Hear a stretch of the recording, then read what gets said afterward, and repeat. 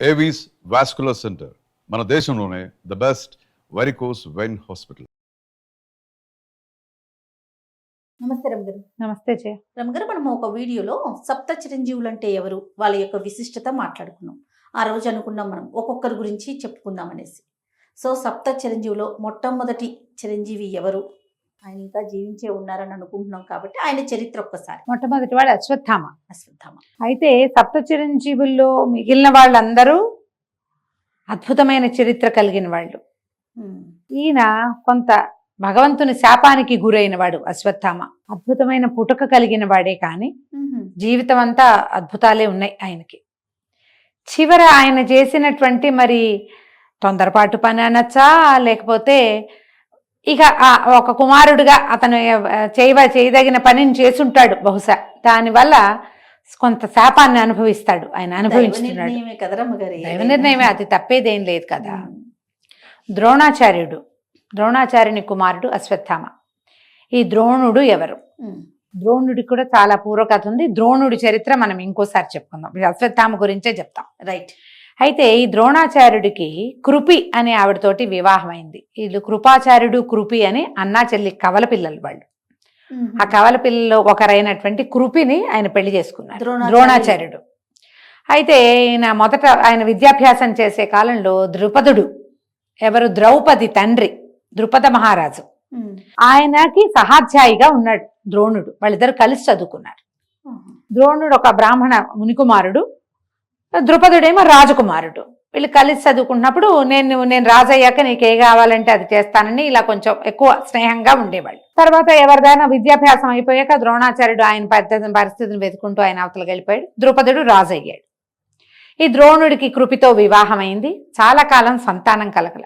అయితే ఆయన ఎంతో శివుడి గురించి తపస్సు చేస్తే పరమేశ్వర వర ప్రసాదంగా ఆయనకొక కుమారుడు కలిగాడు. శివుడికి త్రినేత్రం ఉన్నట్టుగా ఆ కలిగిన కుమారుడికి నుదుటి మీద ఒక మణితోటి జన్మించాడు అతను. ఆ మణి ప్రభావం వల్ల అతనికి ఆకలి దప్పులు ఉండవు, అలసట ఉండదు, అజేయుడు, అతన్ని ఎవ్వరూ జయించలేరు, మరణం లేదు, ఎవరు అతన్ని ఏం చేయలేరు. ఇలాంటి లక్షణాలతోటి ఒక కుమారుడు జన్మించాడు ద్రోణాచార్యుల వారికి. ఆ పిల్లవాడే అశ్వత్థామ. ఒకడే సంతానం. అయితే పిల్లవాడు కొంచెం పెరుగుతూ ఉండగానే ద్రోణాచార్యుల వారికి పెద్దగా ఉద్యోగ సద్యోగాలు కుదరలేదు. కొంచెం పిల్లవాడికి పాలకి వాటికి ఇబ్బంది పడుతూ ఉండేవాళ్ళు. ఆయన ఏమనుకున్నాడంటే, ద్రుపదుడు మన స్నేహితుడు కాబట్టి ద్రుపద మహారాజు దగ్గరికి వెళ్ళి తనకు కావలసిన వస్తువు అడిగి తీసుకుందాం, ఇంకంతకంటే ఆయనకేమీ లేదు. వెళ్ళి ఆ సభలోకి వెళ్ళి నేను నీ స్నేహితుడినని పలకరించాడు. ఒక ఆవుని ఇవ్వమని అడిగాడు. అడిగితే ద్రుపదుడు ఒప్పుకోలే. నువ్వు నా స్నేహితుడివే కాదన్నాడు, నువ్వెవరో నాకు తెలిసి పేద బాపడివి, నీతో నాకు స్నేహం ఏమిటి అని నిండు కొలువులో స్నేహితుడిని అవమానించాడు. ఆ అవమానాన్ని తట్టుకోలేకపోయాడు ద్రోణాచార్యుడు. అవమానపడి బయటకు వచ్చేసాడు. బయటికి వచ్చేసి ఈయన ఏం చేశాడు, తన భావమరిదైన కృపాచార్యుడు ఇక్కడ పాండవుల దగ్గర అంటే కురు రాజ్యంలో హస్తినాపురంలో వాళ్ళకి గురువుగా ఉన్నాడు. కృపాచార్యుడు కురురాజులకి గురువు. అతని దగ్గరికి వెళ్తే తనకి ఇంకేదైనా అవకాశం లభిస్తుందని ఆయన దగ్గరికని బయలుదేరాడు. హస్తినాపురం వచ్చాడు. ఇంకా ఈయనకి ద్రోణుడికి విలువిద్యలో ఉన్న ప్రవేశము వాటి వల్ల కృపాచార్యుడు ఇంకా పెద్దవాళ్ళకి చెప్పి ఆయనకు ఉద్యోగం అది ఏం వేయించల, ఇంకా జరగల. కానీ వచ్చిన కొత్తల్లోనే ఏమైంది, రాజకుమారులు ఒక చోట ఆడుకుంటున్నప్పుడు ఆ ప్రాంతానికి ద్రోణాచార్యుల వారు వెళ్ళారు. ఈ రాజకుమారులు బాలు ఆడుకుంటున్నారు. ఆ బంతి నీళ్లలో పడిపోయింది, బావిలో పడింది. పిల్లలంతా బావి చుట్టూతో చేరారు. ఆ బావిలో నుంచి బంతి ఎట్టా తీయాలో తెలియటల్లా. ఆ ప్రాంతంలో నుంచి వెళ్తున్నటువంటి ద్రోణాచార్యుడు ఏం చేశాడట, ఒక గడ్డిపోచని అస్త్రమంత్రంతో మంత్రించి వరుసగా ఒకదాని వెనకాల ఒకటి గడ్డిపోచల్ని బాణాల్లాగా వేసి బంతిని బయటికి తీశాడు. మీరంతా రాజకుమారులు కదా, మీరు విలువిద్య నేర్చుకోవట్లేదు ఎందుకు, విలువిద్య వస్తే ఇది తీయటం సులువు కదా అన్నాడు. వీళ్ళకి ఈయన దగ్గర ఉన్న అత్యద్భుతమైన విద్య బాగా నచ్చింది ఆ రాజకుమారులకి. నేర్చుకోవాలనిపించింది. గబగబా వెళ్ళి తాతగారైనటువంటి భీష్ముల వారికి తెలియజేశారు. ఒకనొక పెద్ద ఆయన ఇలా చేశారు, ఆయన ఏదో అత్యద్భుతమైన విద్య ఉంది ఆయన దగ్గర. అంటే ఆయన ఎవరు ఏమిటి కనుక్కుని కృపాచార్యుడి భావమరిది అని తెలిసి ఆయన పేరు కనుక్కుని ద్రోణాచార్యుడు, ద్రోణుడు. ఆ ద్రోణాచార్యుల్ని పిల్లలకి ఆయుధ గురువుగా అస్త్ర విద్యకు గురువుగా పెట్టుకున్నారు. అక్కడి నుంచి ద్రోణుడికి దశ అందుకుంది. ఎంతమంది ఉన్నారు? కురు పాండవులు ఎంతమంది? 5 పాండవులు, కౌరవులు 100 మంది. 105 మంది పిల్లలకి విద్య నేర్పించాలంటే ఎంత పని, ఎన్ని రకాల జీతభత్యాలు, ఎంత గౌరవం, ఇవన్నీ లభించినాయి. వాళ్ళతో పాటు తన కుమారుడైన అశ్వత్థామని కూడా వాళ్ళలో చేర్చాడు ఆయన. ఈ పిల్లవాడు ప్రత్యేకంగా ఉంటాడు. గురువుగారు అబ్బాయి, ముఖం మీద మణుంది. అతను అందరితోటి స్నేహంగా ఉండేవాడు. ఒకళ్ళతో ఎక్కువ కాదు, ఒకళ్ళతో తక్కువ కాదు. అయితే ఈ పిల్లల్లో ప్రత్యేకమైన వాడు అర్జునుడు. అతనికి ఏంటి, అన్నం తినేటప్పుడు చీకట్లో అన్నం తినేయగలుగుతున్నాం అంటే చీకట్లో బాణాలు వేయచ్చు అనమాట. ఇలాంటి ఆలోచనలు ఉండేవి. ఈ ఆలోచనలతో గురువు దగ్గరికి ఎక్కువగా వెళ్ళేవాడు. ఆయనకి పరమ ప్రీతి, నేర్చుకునే వాళ్ళలో ఎక్కువ ఆసక్తిగా ఉండే పిల్లల పట్ల, విద్యార్థి పట్ల గురువుకు ఉంటుంది. ఆయన అర్జునుడిని బాగా తయారు చేశాడు. అర్జునుడితో పాటు ధీటుగా తన కుమారుడిని కూడా తయారు చేస్తూ, అర్జునుడు సంయమి అంటే నిదానిస్తాడు, తొందరపాటు వాడు కాదు, విసురున బాణం వేయడు, యుద్ధకాంక్ష కలిగిన వాడు కాదు, పోరాట పటిమ ఉన్నవాడు. పటిమ ఉంది కానీ తనంతట తను పోరులోకి దిగే మనస్తత్వం ఉన్నవాడు కాదు, సంయమనం కలిగిన వాడు. తల్లి అన్నయ్య అదుపులో ఉంటాడు. అన్నదమ్ముల అదుపుంది, తల్లి అదుపుంది. పైగా అప్పటికి క్రమంగా అతని వయసు వచ్చే కొందికి భగవంతుడి అవతారమైన శ్రీకృష్ణుడితోటి స్నేహము, మిత్రత్వము, బాంధవ్యము ఉన్నాయి. వాళ్ళకి స్వయాన మేనత్త కుమారుడు, ఆయన మేనమామ కొడుకు. దానివల్ల భగవంతుని యొక్క అదుపులో ఉన్నవాడు, కొంచెం నిదానిస్తాడు. కానీ అశ్వత్థామ అదుపున్నవాడు కాదు, శీఘ్ర తీవ్ర కోపి, చటుక్కుని వస్తుంది కోపం అతనికి. అందుకని కొన్ని విద్యలు అతనికి చెప్పినవి ఒకటి అరా తన కుమారుడికి ద్రోణుల వారు చెప్పలేదు, శిష్యుడికే ఎక్కువ ఇంపార్టెన్స్ ఇచ్చారు. ఇలా కాలం గడిచింది. తర్వాత కౌరవులకి పాండవులకి పడటం మానేసింది. వాళ్ళు వీళ్ళు బాధించుకున్నారు, చిన్న పొన్న గొడవలైనాయి. తర్వాత ఏమో మాయాద్యూత క్రీడ ఆడారు. పాండవులు వనవాసానికి వెళ్ళారు, మళ్ళీ తిరిగి వచ్చారు. ఈ మధ్యలో ఏమైంది, పాండవులు కౌరవుల విద్య అయిపోయాక ఈ ద్రోణాచార్యుల వారు అతన్ని అడిగారు, వీళ్ళని శిష్యుల్ని, మీకు చదువు అయిపోయింది అని చెప్తే వాళ్ళంతా ఏమన్నారు, గురుదక్షిణ ఇస్తామన్నారు. గురుదక్షిణగా ఆయన ఏం అడిగాడు, ద్రుపదుడిని జయించండి నా కోసం.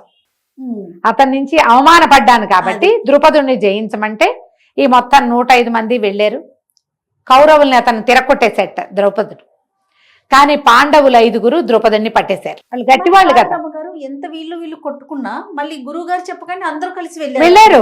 వాళ్ళు అన్ని చాలా చోట్ల కలిసే ఉన్నారు. వాళ్ళు కౌరవ పాండవులు చాలా విషయాల్లో కలిసే ఉన్నారు. రాజసూయం చేసినప్పుడు వీళ్ళందరూ వాళ్ళ ఇంట్లో పనిచేశారు, వెళ్ళి కలిసే ఉన్నారు. లోపల ఉండేది మంట, అయిష్టం. కానీ పాండవులు మాత్రం అయిష్టాన్ని ప్రదర్శించే వాళ్ళు కాదు, సంయములు వాళ్ళు. వాళ్ళ అమ్మ కంట్రోల్ ఉండేది, వాళ్ళ మీద అట్లా అనకూడదు, మాట్లాడకూడదు, లొంగి ఉండాలని చెప్పేది ఆవిడ. ఊరుకునేవాళ్ళు. వాళ్ళకి కంట్రోల్కి వచ్చే తక్కువ. వాళ్ళలో వాళ్ళని పైగా 100 మంది మాట్లాడుకునేటప్పుడు రకరకాలు బయటపడిపోయేవి. ద్రుపదుడిని జయించి ఈయన ద్రోణుడికి అప్పచెప్పారు పాండవులు. అప్పచెప్తే ఆయన అర్ధరాజ్యం అశ్వత్థామది అందులో. మరి ఆయన కుమారుడు రాజు అయ్యాడు.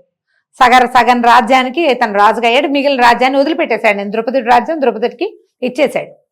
ఈ ద్రుపదుడు ఏం చేశాడు, ఆయన ఆ మంటను సహించలేక ద్రోణుణ్ణి చంపే కుమారుడు తనని గెలిచిన అర్జునుడిని వివాహం చేసుకునేటువంటి కన్య కుమార్తె కావాలని యజ్ఞం చేశాడు ఆయన. అర్జునుడు నచ్చాడు, అర్జునుడే తనని జయించింది. కానీ అర్జునుడి మీద కోపం లేదు, అర్జునుడు తనకు కావాలి. ఎవరి వల్ల అర్జునుడు తనని జయించాడో అతనిని చంపడానికి ఒక కుమారుడు కావాలి. వ్యక్తుల్లో అలా ఉంటాయి మనస్తత్వాలు. మహాభారతంలో ఎన్ని రకాల మనస్తత్వాలు కనపడతాయో. ఆయన బ్రహ్మాండంగా యజ్ఞం చేసి యజ్ఞంలోంచి ఒక యుద్ధవీరుడైన కుమారుణ్ణి, కన్యగా జన్మించినటువంటి ఒక కుమార్తెని పొందాడు. కుమారుడు దృష్టద్యుమ్నుడు, కుమార్తె యాజ్ఞసేని ద్రౌపది. ఆవిడ కన్యగా జన్మించింది, బాలికగా పుట్టల, వివాహయోగ్య కన్యగా జన్మించింది. యజ్ఞకుండంలో నుంచి పుట్టింది ఆవిడ. యాజ్ఞసేని ఆమె పేరే అది. వీళ్ళిద్దరు పుట్టారు.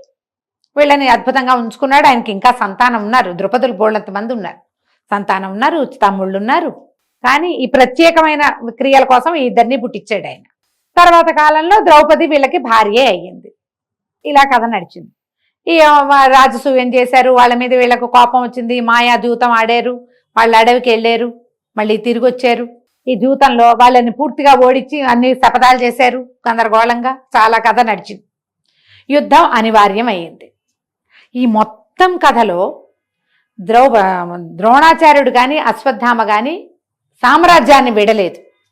వాళ్ళకి పాండవ పక్షపాతం ఉంది, పాండవులంటే ప్రీతి ఉంది. కానీ పాండవుల వెనకాల వెళ్ళిపోలే. ఎందుకంటే వీళ్ళు రాజ్యంలో రాజు ఎవరుంటే వాళ్ళకి దానికి బానిసలుగా ఉన్నారు, కట్టు బానిసలు అయిపోయారు అక్కడ. అంతే, ఇంకా దొరికిపోయారు వాళ్ళు అక్కడ. పాండవులంటే ప్రీతున్నా వాళ్ళ వెనకాల వెళ్ళల. ధృతరాష్ట్రుడు రాజుగా ఉన్నాడు, రాజును సేవించడమే రాచకొలువులోనే ఉన్నారు వీళ్ళు. అశ్వత్థామకి సొంత రాజ్యము ఉంది కొంత, ఎందుకంటే ఈ ద్రుపద రాజ్యం అతనికి తండ్రి వల్ల దొరికింది కదా. ఇక్కడే ఉన్నారు. యుద్ధం వచ్చేసరికల్లా వీళ్ళందరూ కౌరవుల పక్షానే యుద్ధం చేయవలసి వచ్చింది. కృపాచార్యుడు, ద్రోణాచార్యుడు, అశ్వత్థామ, భీష్మాచార్యుడు ఎలాగో వాళ్ళ సొంత తాత వాళ్ళకు ఉండనే ఉన్నాడు. కౌరవుల పక్షానే యుద్ధం చేశారు. కౌరవుల పక్షాన్ని యుద్ధం చేసినా తమ శిష్యుల పట్ల ప్రీతి పోగొట్టుకోలేదు ద్రోణాచార్యుడు. ఆయన సర్వసైన్యాధ్యక్షుడుగా ఉన్నాడు. చెరిగి పారేశాడు సైన్యాన్ని. ఆయన ఎట్లా మరణిస్తాడో వీళ్ళకి తెలియలే. ఆయన కొట్టలేరు వీళ్ళు. అప్పుడు కృష్ణుడు ఏం సలహా చెప్పాడు ధర్మరాజుకి? సులువు, నువ్వు ఒక్క అబద్ధం చెప్తే చాలు. అబద్ధం కూడా చెప్పద్దు, నిజమే చెప్పు. నిజానికి అశ్వత్థామ చిరంజీవి, అతనికి పుట్టుకతోటే ఆ వరం ఉంది, మరణం లేని వరంతో పుట్టాడు. కానీ ఈ ద్రోణుడు అస్త్ర సన్యాసం చేయాలి, ఆయన కాసేపు బాణాలు వదిలిపెట్టేయాలి, అంతే చాలు. అదొక్కటి జరిగితే నువ్వేం చెప్తావు? అశ్వత్థామాహత అని చెప్పు. అంత అబద్ధం నేను ఆడను, గురువును మోసం చేయమంటావా అన్నాడు. ఆడద్దు, అశ్వత్థామాహత కుంజరహ అను. అశ్వత్థామ అనే పేరున్న ఒక ఏనుగుంది, దాన్ని మేము చంపుతాం. నువ్వు అబద్ధం ఆడదు, నిజం అది. అశ్వత్థామ చచ్చిపోయింది. అశ్వత్థామ చావకుండా చెప్పటం లేదు, నువ్వు చచ్చిపోతుంది అది. కానీ అది ఏనుగు. కుంజరహ అన్న మాట చివరికి చెబితే చాలు.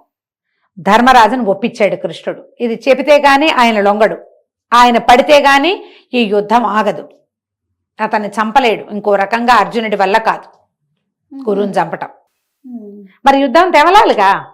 అందుకని ధర్మరాజు తోటి అశ్వత్థామాహత కుంజరహ అని చెప్పించారు. భీముడు అశ్వత్థామ అనే ఏనుగుని చంపేశాడు.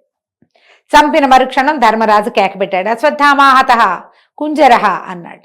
ఈ అశ్వత్థామాహత అన్న మాట వినపడేసరికి ఈ నిశ్చేష్టుడైపోయాడు ద్రోణాచార్యుడు. విసిపోయాడు. ఒక్క క్షణం కొడుకు చచ్చిపోయాడన్న వార్త వింటే తండ్రి ఎట్లా రియాక్ట్ అవుతాడు పాపం. ఆయన అట్లా రియాక్ట్ అయ్యి నిశ్చేష్టుడైపోయి చేతిలోంచి కత్తో ఏదో ఉంది ఆయన దగ్గర, ధనుసే వదిలేశాడు. అట్లా అయిపోయాడు, బిగుసుకుపోయాడు. ఎప్పుడైతే ఈయన బిగుసుకుపోయాడో, ఈయన మరణం కోసమే యజ్ఞంలోంచి పుట్టినటువంటి దృష్టద్యుమ్నుడు చక్మంది రథం దిగి వచ్చేసి కత్తితోటి ఆయన మెడ ఉత్తరిచ్చేసాడు. ద్రోణాచార్యుడు చనిపోయాడు కేకలు పెట్టారు. ఆయన ఇంకొక గొంతు అయితే నమ్మేవాడు కాదు, సాక్షాత్తు ధర్మరాజు. అసలు అతను అబద్ధమే ఆడ్డం. ఆయనకు ఒక 5 నిమిషాలు సమయం ఉంటే తెప్పరిల్లి నా కొడుక్కి చావెందుకు వస్తుంది అని ఆలోచించేవాడు. కానీ అలా జరగల. ఎప్పుడైతే ఈ దృష్టద్యుమ్నుడు అస్త్ర సన్యాసం చేసిన వాడి మెడ నరికాడని, యుద్ధనీతి కాదు, అట్లా చేయకూడదు, చెయ్యవలసి వచ్చింది. భగవంతుడి పక్క నుండి చేయించాడు, అంతే. లోక కళ్యాణార్థం అంతే. ఏదైనా కానీ జరగాల్సిందే, ఆ సమయానికి జరిగిపోయింది. ఇక అశ్వత్థామ తీవ్రమైన కోపంలోకి వచ్చేసాడు. పాండవుల మీద మంట, దృష్టద్యుమ్నుడి మీద కోపం. ఏం చెయ్యాలో తెలీదు. చెరిగాడు, బాగా యుద్ధం చేశాడు, కానీ ఏమీ అవలేదు. ఈ లోపల కర్ణుడు వచ్చాడు. కర్ణుడిని కూడా సర్వసైన్యాధ్యక్షుడిని చేశాడు. ఆ కర్ణుడు మరణించాడు. అందరూ పోయారు. దుశ్శాసనుడిని చంపేశాడు భీముడు. అందరూ అయిపోయారు. ఇక మిగిలింది ఎవరు? ఈయన సుయోధనుడు పారిపోయాడు. పారిపోయి ఒక మడుగులో దాక్కున్నాడు. మడుగులో ఉండిపోతే వీళ్ళు వెతుక్కుంటూ దుర్యోధనుడు ఎక్కడున్నాడని ఈ పక్షాన మిగిలిన వాళ్ళు 3 యోధులు, అశ్వత్థామ, కృపాచార్యుడు, కృతవర్మ. వీళ్ళు 3. ఈ కృతవర్మ ఎవరో తెలుసా? వీళ్ళవాడు కాదు, యదువంశానికి చెందినవాడు. శ్రీకృష్ణుడి వంశానికి చెందినవాడు. అక్కడ వృష్ణి, కాంభోజ, యదువంశాలు వాళ్ళంతా ఒక సమూహం కదా. ఆ సమూహాల్లో వాడు కృతవర్మ. ఈ కృతవర్మనే మనం యదువంశ నాశనం కథలు చెప్పుకున్నాం చూడు, యాదవంశం, శ్రీకృష్ణుడు నిర్యాణ గాథ, అందులో మొట్టమొదట హత్యకి గురైన వాడు కృతవర్మే. సాత్యకి కృతవర్మను సంహరించాడు మొదట. ఈయన బతికే ఉన్నాడు. కృతవర్మ అప్పుడు చాలా పెద్దవాడు అతను. వీళ్ళు 3 ఉన్నారు. వీళ్ళు 3 ఏం చేశారు? వెతుక్కుంటూ దుర్యోధనుడిని చూసి ఎక్కడున్నాడని పల్లె వాళ్ళు ఎవరో చెప్పారు, ఆయన చెరువులో ఉన్నాడు. అక్కడికి వెళ్ళారు. వెళ్తే సరే దుఃఖపడ్డారు, ఎంతో దుఃఖం కష్టం వెళ్ళబోసుకున్నారు. మీ నాన్నని ఇలా చంపేశారు చూసావా, అదే ఇదే అన్నాడు. అంటే ఈ అశ్వత్థామకి మళ్ళీ గుర్తొచ్చింది తన తండ్రి ఎట్లా మరణించాడు. పాండవుల్లో పెద్దవాడైన వాడి అబద్ధం వల్ల అన్యాయంగా నా తండ్రిని దుష్టద్యుమ్నుడు తల నరుకుతుంటే అర్జునుడు ఆపలేదే. గురువు కదా, నాకంటే ఎక్కువ విద్య చెప్పాడు కదా అర్జునుడికి. అర్జునుడి మీద మంట, నాకంటే ఎక్కువ విద్య మా నాన్న అర్జునుడికి చెప్పాడన్న కోపం ఉంది. పాండవుల వల్లే తన తండ్రి మరణించాడు, వాళ్ళకి ఎక్కువ శ్రద్ధగా చెప్పినా కూడా చివరికి నా తండ్రి మరణానికి ఉద్రేకం అణుచుకోలేకుండా ఉన్నాడు. పైగా తమకి ఇంత జీవితాన్ని ఇచ్చినటువంటి కురురాజు ఇట్లా దిక్కుమాలిపోయి అడవిలో ఈ నీళ్లలో దాక్కున్నాడు. నన్ను సర్వసైన్యాధ్యక్షుణ్ణి చెయ్యి, అపాండవం చేస్తాను, నేను పాండవుల్ని సంహరిస్తానంటే ఇతను ఏం చేశాడు సుయోధనుడు, సరే నేను సర్వసైన్యాధ్యక్షుని చేస్తాను పొమ్మన్నాడు. ముగ్గురు బయలుదేరారు వెనక్కి. రాత్రిపూట ఈయన దుర్యోధనుని చూసిందే రాత్రి. ఈ వెళ్తూ ఉంటే ఈ కృతవర్మ కృపాచార్యుడు ఈ రాత్రిపూట వద్దు, ఈ పని చేయకూడదు అంటే, కాదు నేను పగ తీర్చుకోవాల్సిందే, మీరు బయట నుంచోండి అని చెప్పి వాళ్ళని బయట నుంచోబెట్టి పాండవులనేమో కృష్ణుడు ఎక్కడికో దూరంగా తీసుకెళ్లాడు. గంగా తీరం వైపుకు వెళ్ళిపోయారు వాళ్ళు. పాండవులు 5 లేరు, కృష్ణుడు లేడు. ఈ గుడారాలన్నీ వేసి ఉన్న గుడారాల్లో మొత్తం మిగిలిన పాండవుల జనమంతా నిద్రపోతున్నారు. ఇందులో పంచపాండవుల యొక్క కుమారులైన ఉప పాండవులు, ద్రౌపది యొక్క కుమారులు, కొంచెం చిన్న వయసు వాళ్ళే కానీ యుద్ధంలో ఉన్నారు వాళ్ళంతా. దుష్టద్యుమ్నుడు, వీళ్ళంతా నిద్రపోతున్నారు. వీడు ఈ అశ్వత్థామ లోపలికి గుడారాల్లోకి ప్రవేశించి మొత్తం ఉప పాండవులు 5 సంహరించేశాడు, నిద్రపోతున్న వాళ్ళని. దుష్టద్యుమ్నుడిని నిద్ర లేపి చంపేశాడు. ఇక మొత్తం ఊచకోత కోసాడు. గుడారాల్లో ఉన్న వాళ్ళు, పడుకున్న వాళ్ళందరినీ చంపేశారు. బయటకు వచ్చి ఏనుగుల్ని గుర్రాల్ని ఏవి దొరికితే వాటిని చంపేశాడు. తెల్లవార్లు ఆ దమనకాండ కొనసాగింది. నిద్రపోతుంటే ఇప్పుడు పీక నరికేస్తే వాడు అరిచి కేకలు పెట్టి గోల్ చేసేది ఏం లేదు. అంతేగా, పక్కన గుడారం వాడికి అర్థమయ్యేది కూడా లేదు. మంచి నిద్రలో ఉన్నప్పుడు కేకలు వినపడ్డాయనుకో ఏదో ఉలిక్కి పడిలేస్తారు. కేకేది నిద్రలో ఉన్న వాళ్ళని నిద్రలో నరికేయటమే. మెడ నరికేకి ఇంకా వాడు అరిస్తే ఎవరికి వినపడుతుంది? కృతవర్మ కృపాచార్యుడు కూడా యథాశక్తి దమనకాండ చేశారు. అసలు పని చేసిన వాడు అశ్వత్థామ. సంహరించేసి పాండవులందరూ ఉప పాండవుల్ని చంపేశానని దుర్యోధనుడికి తెలియజేసి నువ్వు సంతోషంగా ఉండు చేసేసి, తర్వాత తను చేసిన ఆ క్రియని తలుచుకుని భయం వేసింది. వచ్చేస్తే పాండవులు ఏం చేస్తారు తన్ని? కృష్ణుడు బతకనిస్తాడా? వెళ్ళిపోయాడు.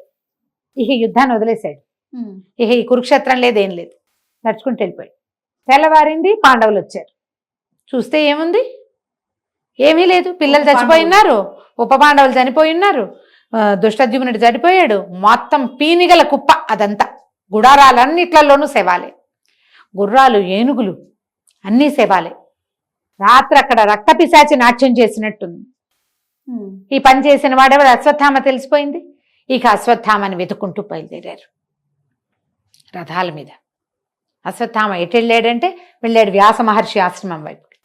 వెళ్ళి పట్టుకున్నారు. అతనేం చేశాడు? అక్కడికి వెళ్ళాక కూడా ఊరుకోలే. మళ్ళీ అర్జునుడితోటి యుద్ధం. బ్రహ్మశిరో నామకాస్త్రం అని ఒక అస్త్రం. ఆ అస్త్రాన్ని అతను ఏం చేశాడంటే పాండవుల ఇళ్లలో ఇంకా ఉన్నటువంటి గర్భస్థ శిశువుల మీద కూడా వేశాడు ఆ బాణం. బ్రహ్మాస్త్రం వేస్తే అర్జునుడికి తన ఆ బ్రహ్మశిరో నామకాస్త్రాన్ని, బ్రహ్మశిరాన్ని వెనక్కి తీసుకోవటం వచ్చు.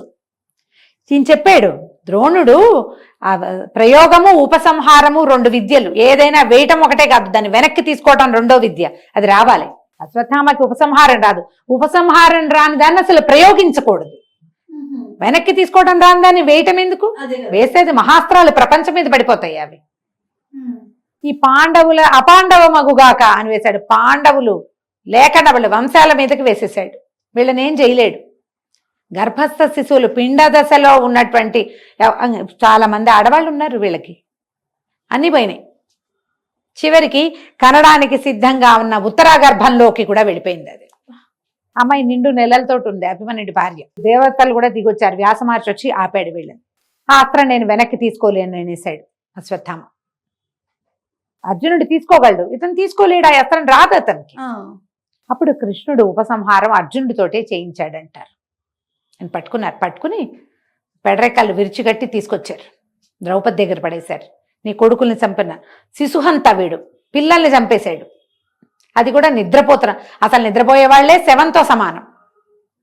జీవించి ఉన్నట్టు కాదు, నిద్రించేవాడు జీవించి ఉన్నట్టు కాదు.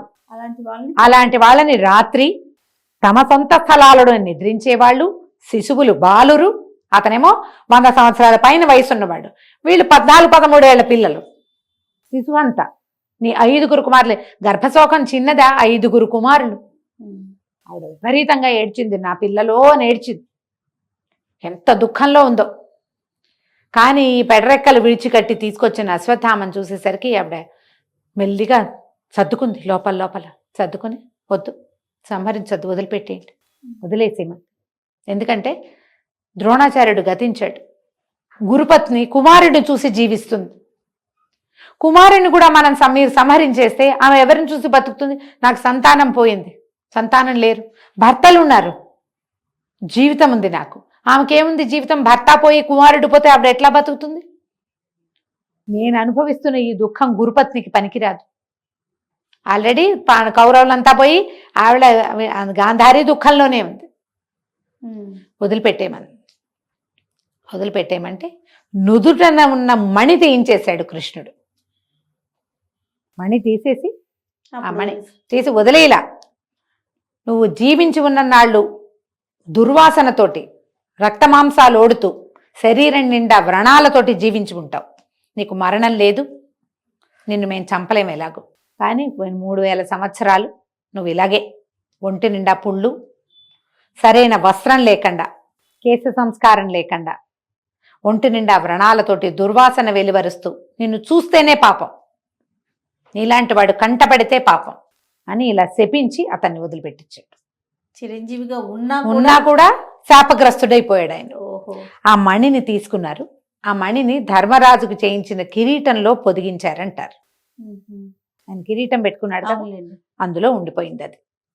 అట్లా శాపగ్రస్తుడైన అశ్వత్థామ చిరంజీవిత్వాన్ని లభించినప్పటికీ, ఎందుకంటే శిక్షించలేదు కదా ఆవిడ శిక్షించలా వదిలిపెట్టేసింది. అదే కదా. ఆ తర్వాత ఉత్తరాగర్భంలో పరీక్షిత్తు కూడా స్టిల్ బర్త్ బేబీగానే పుట్టిన, అంటే మృత శిశువుగానే జన్మించాడు.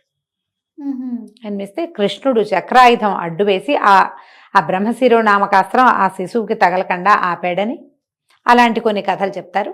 ఈయన వెళ్ళి పిల్లవాడిని బతికించాడు. ఇదొక్కతే, ఇంకెవ్వరూ లేరు మాకు. ఆవిడ ఏడ్చింది, ద్రౌపది ఏడ్చింది, సుభద్ర ఏడ్చింది. ఒక శిశువు నీ మేనల్లుడి కుమారుడు ఇంత యుద్ధం చేశాక వీళ్ళ తర్వాత ఈ రాజ్యాన్ని పరిపాలించేవాడేడి అని పరమ దుఃఖంతో ఆడవాళ్ళిద్దరూ చెల్లెళ్ళిద్దరూ శోకిస్తే ఆయన ఆ ఉత్తరాగర్భస్థ శిశువుని మాత్రము కాపాడాడు. ఆయన తన బలాన్ని అడ్డం పెట్టి ఆపాడనమాట. భగవంతుని యొక్క చర్య.